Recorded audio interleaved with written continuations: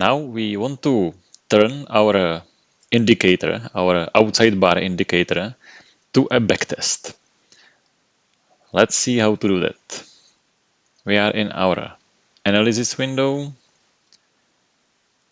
Let's go to edit again. We have our code here. And to be this code to be a backtest, it just needs the buy and sell variables. And we will buy when the bullish outside bar happens. Buy, as this command buy, is actually also a true-false statement. So whenever the condition fulfills, whenever the condition is true, a condition here, whenever this condition is true, the buy will execute and we will buy that financial instrument. So in this case, our condition is this, our indicator bullish outside bar.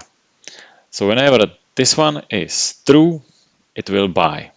And we can affect which price we will buy for, whether we buy on open or close of the current or next bar. And that is configured from our settings. Let's see that just in a moment. And we have to have sell statement. In our first backtest, we used sell as a condition at which we sell. For example, that the price drops below a moving average. Currently, I want to sell only at stop loss. So because stop loss is determined from those settings, here I will put 0, which means that it will never sell from this code, but it will sell based on the stop loss. Let's comment it right away. Buy at bullish outside bar, sell by stop loss, not by, let's say, price condition. All right, this is a backtest. Now we have a backtest code. We can, by apply, we actually apply the indicator in the chart, which we already did. That's this. And we also save it. By applying, we save it. And we can run a backtest. For this, we need to go to analysis. We have our outside bar, which is now it is a backtest because it has the buy and sell assignment. And we run the backtest current. We have the current instrument here and backtest. So again, right click anywhere in the backtest, show arrows for actual trades. And we see that whenever there is signal, the outside bar, we are buying at the open, was it right? What am I doing? I am going to settings, in analysis settings, and I'm checking buy price we use when we buy that stock. So we are trading next bar on open. So that's why we are, as in the previous example, we are buying the next day at open. We can see that the open here is 51.71 and that is which date? 9 of September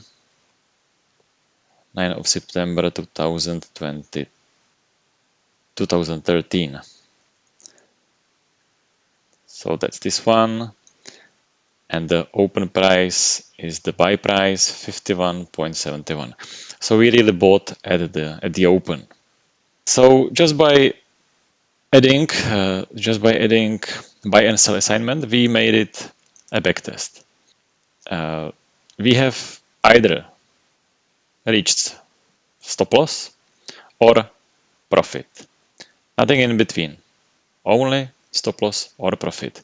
Defined again here by stops.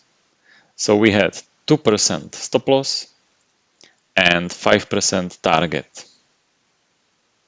All other types of stop loss are disabled.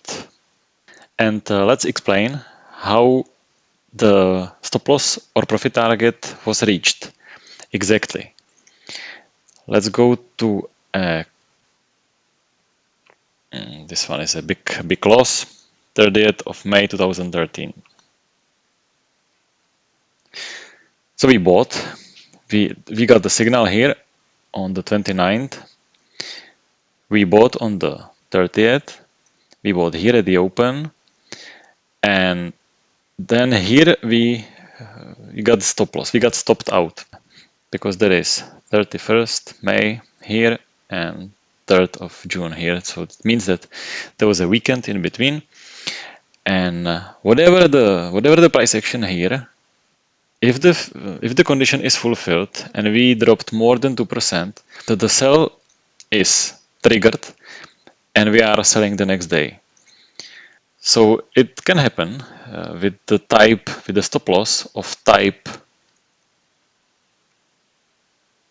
next bar open or next bar exit, any exit which is on next bar, that the loss can be much more. If you want to control it precisely, then we have to set stops exit intraday. Yeah, because this stop, this loss is more than 2%.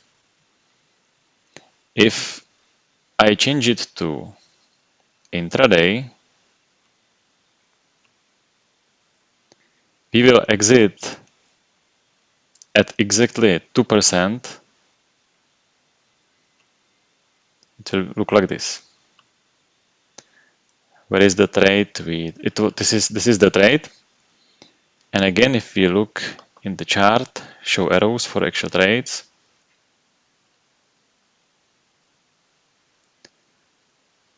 we can see that we exited at this intraday. It means the same day that the sell condition was triggered,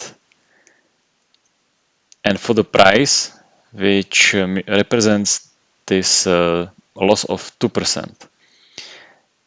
We can see that the price we exited for, this 52.0, is neither of those, neither of open, high, low, close, neither of those values is 52. So we really exited somewhere in the candle on some intraday price. So that's for scenario where we want to control our stop loss or profit target. It is not always the best way how to exit, but currently I'm just showing the options. Let me switch it back to next bar open. You can see that we have stop loss, but we actually ended up in profit. Let's see why. 23rd of January 2012. Let's find it. I can use this bar over here. So the trade is here. Here was the signal. Here we bought for open price. And then what happened? The price dropped more than 2% or at least 2% at this day. So the condition was fulfilled this day, the sell condition, but we exited this day on open. And because there was a gap between the 30th and 31st, the gap was so big that it actually jumped over our opening price, our buy price. That's why actually we closed the position at stop loss, but actually we made a profit because we sold at higher price. So it can happen, these anomalies. Let's just slightly play with this backtest, whether we can make it better, because as we see, the results are not very convincing. So what can we optimize? We can play with the stop loss and profit size. We can let the trade breathe, so-called. Let's see if it makes any better. Not really. And like this, we can play with the settings and see whether we reach some better values. But again, with 3 years of data history, we are not able to do any sensible backtest optimization. But we will see later how to optimize the backtest results on data for many more years.